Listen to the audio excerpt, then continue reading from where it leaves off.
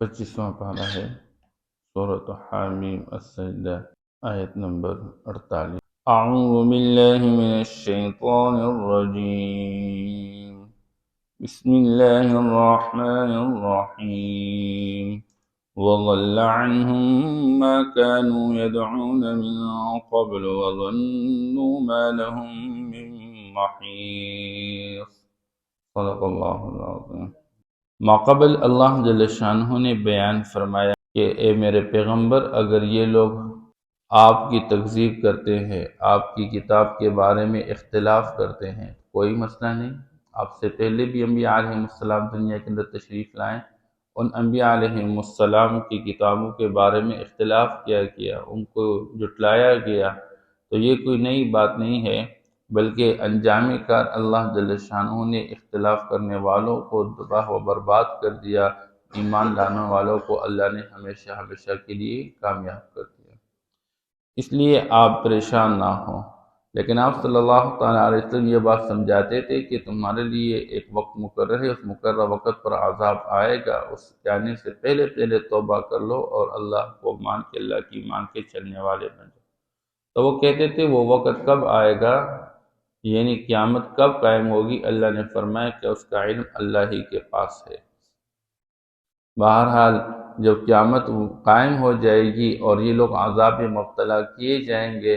تو پھر اللہ ان کو فرمائیں گے جاؤ اپنے ان شرکاء کو بلاؤ جو تو دنیا کے اندر اللہ کو چھوڑ کے جن کی عبادت کرتے رہتے تھے، آج وہ تمہیں عذاب سے بچا دیں۔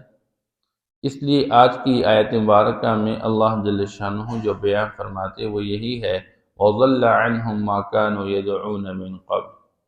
پہلے تو یہ کہیں گے جی ہم تو اس بات کا اقرار کرتے، ہم پہلے بھی بتا چکے، ہم نے کبھی ایسا کام نہیں کیا، ہم نے آپ کو چھوڑ کے آپ کے سوا کسی کی عبادت نہیں کی۔ تو حقیقت یہ ہے کہ اس دن نفسی نفسی کا عالم ہوگا، اس لیے یہ جو کی عبادت کرتے رہتے تھے وہ خود اپنی ذات کے بارے میں پریشان ہوں گے۔ اس لیے وَضَلَّ عَنْهُمْ مَا كَانُوا يَدْعُونَ مِن قَبْلُ، جن کو یہ پکارتے رہتے تھے اس سے پھر وہ سارے ان سے گم ہو جائیں گے۔ وَظَنُّوا مَا لَهُم مِّن مَّحِيصٍ، اور ان کو اس بات کا یقین ہو جائے گا کہ ان کے لیے خلاصی کی کوئی صورت نہیں ہے، کوئی جگہ نہیں ہے، ہم کہیں نہیں بچ سکتے ہیں۔ اللہ جل شانہ انسان کی بے صبری اور ناشکری کے حال کو بیان فرماتے ہیں کہ لا یسأم الانسان من دعاء الخیر، کہ یہ جو انسان ہے یہ بھلائی کی دعائیں مانگنے سے تھکتا نہیں ہے، ہر وقت ہر آن ہر گھڑی بس بھلائی ہی بھلائی مانگتا ہے۔ لیکن کبھی کبھار اگر اللہ کی طرف سے بھلائی کی بجائے کوئی تکلیف پہنچ جائے تو انسان کا مزاج یہ ہے وَإِن مَسَّهُ الشَّرُّ، اگر اس کو کوئی تکلیف، دکھ، درد اور غم پہنچ جائے فَيَئُوسٌ قَنُوطٌ، تو یہ نا امید بن جاتا ہے، اور یہ اللہ جل شانہ کی رحمت سے مایوسی کا شکار ہو جاتا ہے۔ تو مایوسی اور نا امیدی اس کے اندر پیدا ہو جاتی ہے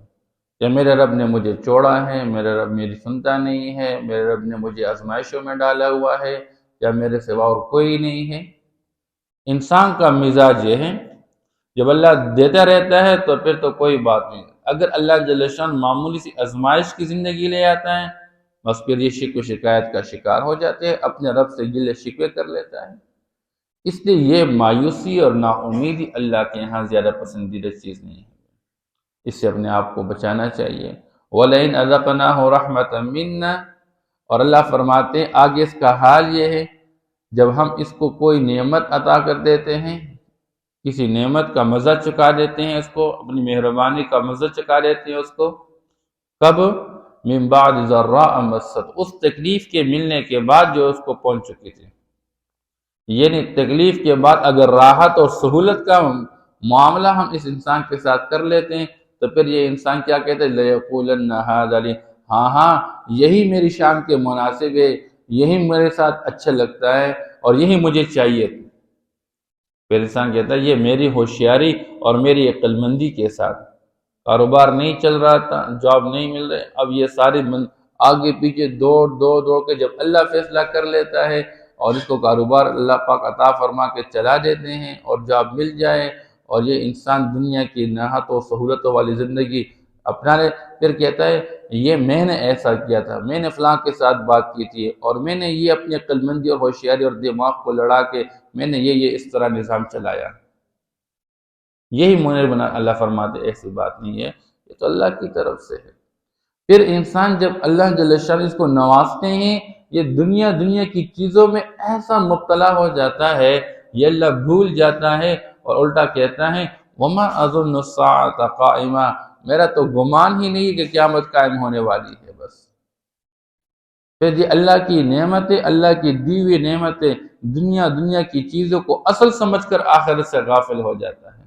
پھر اس کو آخرت کے بارے میں یقینی وَلَئِن رُجِعْتُ إِلَىٰ رَبِّ إِنَّ لِي عِندَهُ لَلْحُسْنَىٰ، پھر کہتا ہے پہلے تو میرا یقین یہ ہے کہ قیامت قائم ہونے والی، یہ ایسے گپ شپ ہے، نہ جنت ہے نہ جہنم ہے، نہ موت کے بعد کی کوئی زندگی ہے، لیکن پھر بھی اگر کہیں ہو ایسا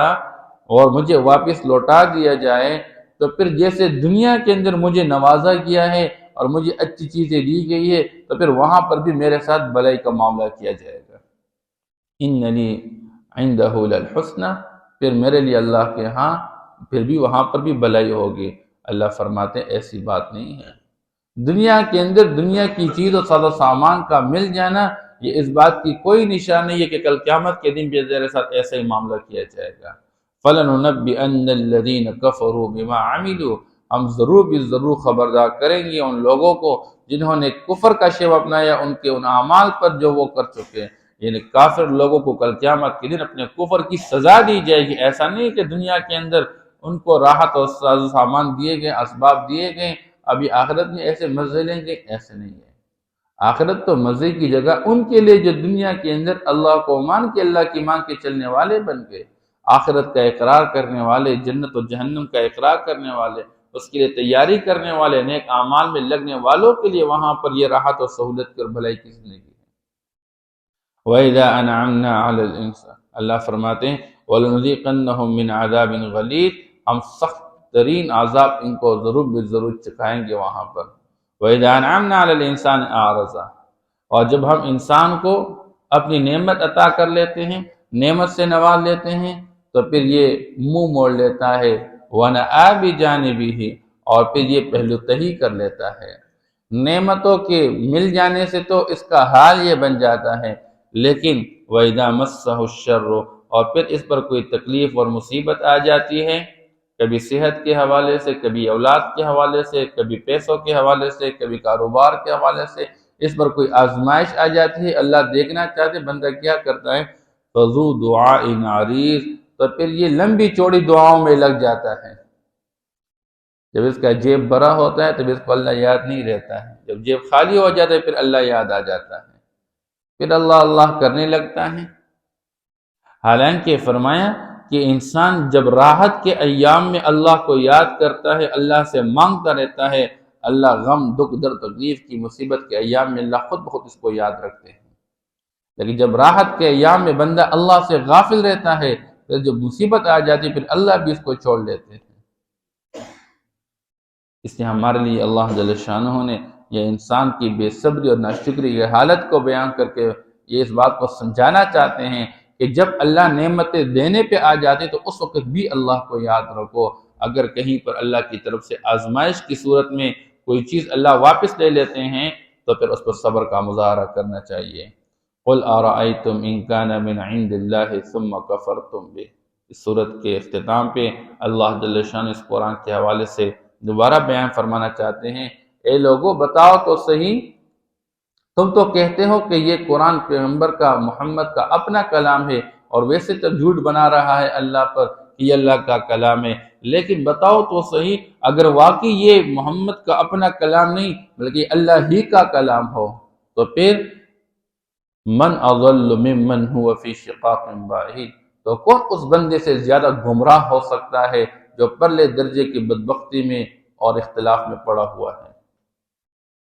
اس لیے اللہ جل شانہ فرماتے ہیں جو دھو کے اختلاف میں پڑا ہوا، پرلے درجے کے اختلاف میں پڑا ہوا شخص ہے، اس سے زیادہ گمراہ کون ہو سکتا ہے۔ مطلب یہ کہ اگر واقعی اللہ کا کلام ہو اور پھر بھی تم اختلاف کر رہے ہو، اس کا مطلب یہ ہے کہ تم حد درجے گمراہی میں پڑے ہوئے ہو، اور جو بندہ گمراہی کے راستے پر چل پڑتا ہے اس کا انجام ناکامی ہے۔ سنوریہم آیاتنا فی الآفاق وفی انفسہم، ہم ان کو اپنی نشانیاں دکھا دیں گے آفاق میں، بیرونی دنیا کے اندر، آسمانی اور زمینی یہ جتنی قدرت کی نشانیاں ہیں، یہ سورج اور چاند اور تارے اور دن رات کا آنا اور دن رات کا بدلنا، یہ بڑھنا اور یہ گھٹنا، اور یہ زمین کے اندر سے غلہ کا نکلنا اور فصل کا نکلنا اور میوجات کا نکلنا، ایک معمولی بیج اور تخم ڈال کے اس سے اللہ پودے بناتے ہیں اور ان پودوں سے پھلوں کے انبار لگ جاتے ہیں، یہ ساری اللہ کی قدرت کی نشانیاں ہیں۔ وفی انفسہم، اللہ اس انسانوں کو اپنے جسم کے اندر اندر کتنی نشانیاں اللہ سمجھاتے رہتے ہیں۔ انسان ایک نطفے کی شکل میں ہوتا ہے، اس سے لوکڑا بن جاتا ہے، اس سے اس کی ہڈیاں اور گوشت بن جاتا ہے، اس کے اندر روح ڈال دی جاتی ہے، اور ایک مردہ چیز ہے جس کے اندر اللہ حیات پیدا فرماتے، چلنے پھرنے بولنے والا دیکھنے والا سننے والا بن جاتا ہے۔ انسان کی ذات کے اندر اللہ نے کتنی نشانیاں رکھی اپنی قدرت کی۔ اور یا تو یہ ہے کہ ظاہر کے اعتبار سے بندہ دیکھیں، آفاق میں مسلمان تھوڑے سے تھے اور مسلمانوں کی ظاہر کے اعتبار سے کوئی حیثیت نہیں تھی، لیکن اللہ جل شانہ نے تھوڑے عرصے کے اندر ظاہر کی دنیا میں مسلمانوں کو کتنے فتوحات سے نوازا، یہ اس بات کے واسطے حتی یتبین لہم انہ الحق، تاکہ ان لوگوں کو یہ بات واضح ہو جائے کہ یہ حق ہے۔ اس لیے اللہ جل شانہ نے حقانیت کو ظاہر کرنے کی بنیاد پر یہ ساری نشانیاں دکھا دی۔ اولم یکفی بربک انہ علی کل شیء شہید، کیا تیرے رب کے بابت اتنا کافی نہیں ہے کہ وہ ہر چیز پہ حاضر اور گواہ ہے؟ الا انہم فی مریۃ من لقاء ربہم، یقیناً یہ لوگ اپنے رب کی ملاقات کے بارے میں شک میں پڑے ہوئے ہیں، اور اس شک کا اثر یہ ہے کہ ان لوگوں کو کل قیامت کے دن کا یقین نہیں آ رہا ہے، جس کی وجہ سے یہ دنیا میں اللہ کے رب ہونے کا انکار کر رہے، اللہ کے وحدہ لا شریک ہونے کا انکار کر رہے۔ الا خبردار، انہ بکل شیء محیط، وہ ہر چیز کا احاطہ کرنے والا ہے، اس کو ہر ایک کے بارے میں علم حاصل ہے، اور ہر ایک کو وہ اس سے محاسبہ کرے گا، کوئی پھر اس کی گرفت و پکڑ سے بچ کے نہیں جا سکے گا۔ اس لیے دنیا کے اندر سوچو، غور اور فکر کرو، اللہ کو مان کے، اللہ کی مان کے چلنے والے بن جاؤ۔ ہماری آج کی یہ صورت یہاں پہ صورت حامیم السجدہ مکمل ہو گئی۔ وَضَلَّ عَنْهُمْ مَا كَانُوا يَدْعُونَ مِن قَبْلُ، اور گم ہو جائیں گے ان سے وہ جو ان کو وہ پکارتے رہتے تھے اس سے پہلے۔ وَظَنُّوا مَا لَهُم مِّن مَّحِيصٍ، اور ان کو یقین آ جائے گا کہ اب ان کے لیے خلاصی کی کوئی جگہ نہیں ہے۔ لا يسأم الانسان من دعاء الخیر، انسان تھکتا نہیں ہے بلائی کی دعائیں مانگنے سے۔ وَإِن مَّسَّهُ الشَّرُّ فَيَئُوسٌ قَنُوطٌ، اور اگر اس کو کوئی تکلیف اور مصیبت پہنچ جاتی ہے تو پھر وہ مایوس اور نا امید بن جاتا ہے۔ وَلَئِنْ أَذَقْنَاهُ رَحْمَةً مِنَّا مِن بَعْدِ ضَرَّاءَ مَسَّتْهُ، اگر ہم ان کو اپنی مہربانی کا مزہ چکھا دیتے ہیں بعد اس تکلیف کی وہ اس کو پہنچ چکی ہے، لَيَقُولَنَّ هَذَا لِي، تو پھر یہ انسان کہتا ہے یہی میرے لیے ہے، یہی میری ہنرمندی کا نتیجہ ہے، یہی میری شان کے مناسب ہے۔ وَمَا أَظُنُّ السَّاعَةَ قَائِمَةً، اور میں تو یقین نہیں کرتا کہ قیامت قائم ہونے والی ہے۔ وَلَئِن رُجِعْتُ إِلَىٰ رَبِّي إِنَّ لِي عِندَهُ لَلْحُسْنَىٰ، اگر میں لوٹا دیا جاؤں اپنے رب کی طرف تو یقیناً میرے رب کے ہاں میرے لیے بھلائی ہوگی۔ فَلَنُنَبِّئَنَّ الَّذِينَ كَفَرُوا بِمَا عَمِلُوا، یقیناً ہم ضرور خبردار کریں گے کافر لوگوں کو ان کے اعمال پر جو وہ کر چکے۔ وَلَنُذِيقَنَّهُم مِّنْ عَذَابٍ غَلِيظٍ، اور ضرور ہم ان کو چکھا دیں گے سخت عذاب۔ وَإِذَا أَنْعَمْنَا عَلَى الْإِنسَانِ أَعْرَضَ وَنَأَىٰ بِجَانِبِهِ، اور جب ہم انسان پر اپنی کوئی نعمت کر لیتے ہیں تو وہ منہ موڑ لیتا ہے اور پہلو تہی کر لیتا ہے۔ وَإِذَا مَسَّهُ الشَّرُّ فَذُو دُعَاءٍ عَرِيضٍ، اور جب اس کو کوئی تکلیف پہنچ جاتی ہے تو پھر لمبی چوڑی دعاؤں والا بن جاتا ہے۔ قل ارأيتم ان كان من عند الله ثم كفرتم به، آپ کہہ دیجئے کہ تمہیں تو بتلاؤ اگر واقعی یہ قرآن اللہ کی طرف سے ہو